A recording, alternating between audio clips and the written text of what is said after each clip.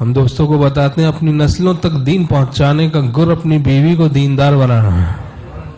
اپنی نسلوں تک دین پہنچانے کا طریقہ کیسے پہنچا سکتے ہیں بھائی؟ کیسے آپ اپنے جناب پوتے کے پوتے کو کیسے دین پہنچائیں؟ وہ تو ہے ہی نہیں. بیوی کو دیندار بنائے، وہ دین کا میسج اس تک انشاءاللہ تعالی پہنچ جائے گا خدا کی رحمت و کرم سے.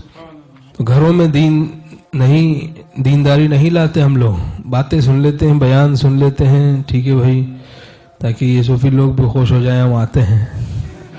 تو ہم اصلاح کے لیے جانا آنا رکھیں، اصلاح کے لیے. اور بری صحبت سے بچیں، بری صحبت سے ہم سب بچیں. نیک صحبت تمام امور خیر کی جڑ ہے، بری صحبت تمام امور شر کی جڑ ہے. بری صحبت میں اپنی اولاد کو نہ جانے دیں، بددینی والے ماحول میں نہ جانے دیں. ایسے رشتہ دار جو سخت بددین ہیں، جن کے ہاں جانے سے خواہ کتنے ہی قریبی ہوں، لیکن ان کے ہاں جانے سے اللہ کے ساتھ تعلق کمزور ہو جاتا ہے، نقصان ہو جاتا ہے تعلق مع اللہ کو، کہ بچے بددینی سیکھ جاتے ہیں، ٹی وی کی لعنت میں پڑ جاتے ہیں، نیٹ کی بدماشیوں میں پڑ جاتے ہیں، بے پردگی سیکھتے ہیں، وہاں پہ میوزک سیکھتے ہیں، کچھ بھی اس طرح گن، تو وہاں لے جانا جائز نہیں. ملنا ملانا ہو تقوی کے ساتھ، تقوی کے ساتھ اس طریقے سے کہ اپنے تقوی پر لقوہ نہ گرے. ملنا ملانا اس طریقے سے ہو کہ اپنے تقوی پر لقوہ نہ گرے.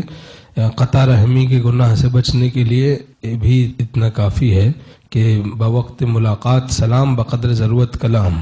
لیکن اور پھر ملنا ملانا اس طرح ہو کہ بس ٹھیک ہے، اپنے دین کو نقصان نہ پہنچے. بس دعوتوں میں شرکت کرتے ہیں، اگر نہیں کریں گے ان کو برا لگے گا، ان کو برا لگے گا. یہ نہیں دیکھ رہے بھائی اللہ تعالیٰ ناراض ہوں گے. لا طاعت لمخلوق فی معصیت الخالق، خالق کی معصیت میں مخلوق کی اطاعت نہیں ہے. حدیث شریف میں تعلیم ہے، خالق کی معصیت میں مخلوق کی اطاعت نہیں ہے. تم مخلوق کی ایسی اطاعت نہ کریں کہ خالق ناراض ہو جائیں. یہ اختر اسی کا ہے جو آپ کا ہے، نہیں آپ کا جو ہمارا نہیں.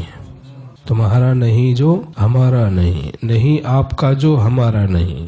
اللہ تعالی ہم سب کو بری صحبتوں سے بچنے کی توفیق نصیب فرمائے.